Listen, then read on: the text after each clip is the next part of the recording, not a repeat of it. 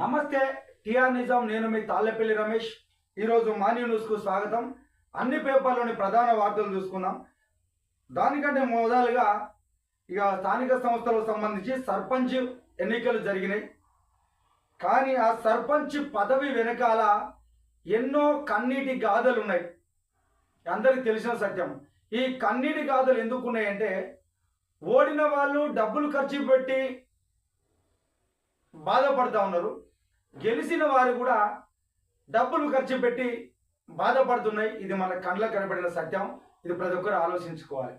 పదవి మీద వ్యామోహంతో లక్షలు లక్షలు ఖర్చు పెట్టిన సందర్భాలు ఉన్నాయి.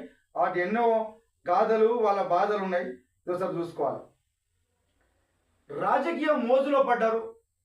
ఓటరేమో అమ్ముడు పోతా ఉన్నాడు. అమ్ముడు పోతే ఆయన కొలాల్సిన సందర్భం ఉన్నది. మరి కొంటే కూడా మనకే ఓటెత్తిన గ్యారంటీ లేదు కాబట్టి ఇక అందరికి కొనేద్దామని చెప్పేసి కొని ప్రతి ఒక్క సర్పంచ్ పదవి వెనకాల వాళ్ళ కన్నీటి గాథలు, వాళ్ళ కుటుంబం యొక్క కన్నీటి బాధలు కూడా ఉన్నాయి. సేవ చేద్దాం నాయన, మీ గ్రామానికి సేవ చేస్తా అని చెప్పేసి అంటే, లేదు లేదు మాకు డబ్బులు ఇస్తే మాత్రమే, ఎవరు ఎక్కువ డబ్బులు ఇస్తే వాళ్ళకు ఓటేస్తాం, మాకెందుకే అభివృద్ధి, మాకెందుకే ఈ సేవ అని చెప్పేసి ఓటర్ తయారైపోయి ఎవరు డబ్బులు ఇస్తే వాళ్ళ వెనకాల ఓటేసే సందర్భం ఉన్నది. ఇంకా కొన్ని దిక్కుల్లో అయితే డబ్బులు ఇస్తే కూడా ఓటెత్తడా అనే నమ్మకం కూడా ఉన్నది. ఎందుకంటే 2-3 దిక్కులు తీసుకుంటాడుగా, ఆ చెయ్యి అడిగి పోయి ఎటు గుర్తుతాడో తెలుస్తలేదు. డబ్బులు మరి బరువా లేకపోతే ఏమవుతుందో కానీ అక్కడ పోయిన ఎటు గుర్తుతాడో గుర్తులేదు. కాబట్టి ఇక్కడ సర్పంచ్ పదవి వెనకాల ఎన్ని కన్నీటి గాథలు, బాధలు ఉన్నాయి. ఇది చూసుకోవాలి ఒకసారి.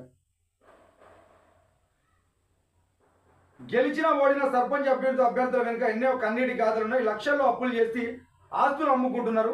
ఒక్కొక్క సర్పంచ్ పదవి కోసము 20 నుంచి 30 లక్షలు, 40 లక్షలు, 50 లక్షలు ఖర్చు పెడతారని చెప్పేసి వింటా ఉన్నాం, చూస్తూ ఉన్నాం కూడా. ఎందుకంటే మన దగ్గర కూడా వాళ్ళు డబ్బులు పట్టుకొని వస్తూ ఉన్నారు కదా, తెలుసు కదా, సత్యాలు కదా.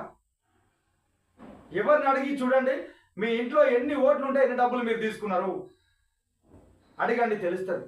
అది వాళ్ళ కన్నీటి యొక్క రక్తము ముద్దను మీరు తీసుకొని తింటా ఉన్నారా? మీరేమో అభివృద్ధి కోసం ఆరాటపడతారు, అభివృద్ధి కావాలని ఎట్లా అడుగుతారు మీరు? వాళ్ళ రక్తాన్ని పీల్చి పిప్పి చేసుకొని తింటా ఉన్నారా మీరు? మీకు ఓటు హక్కు, ఒక హక్కు ఇచ్చింది మీ మీకు భావితరాలకు ఉపయోగపడాలి, సమాజం అభివృద్ధి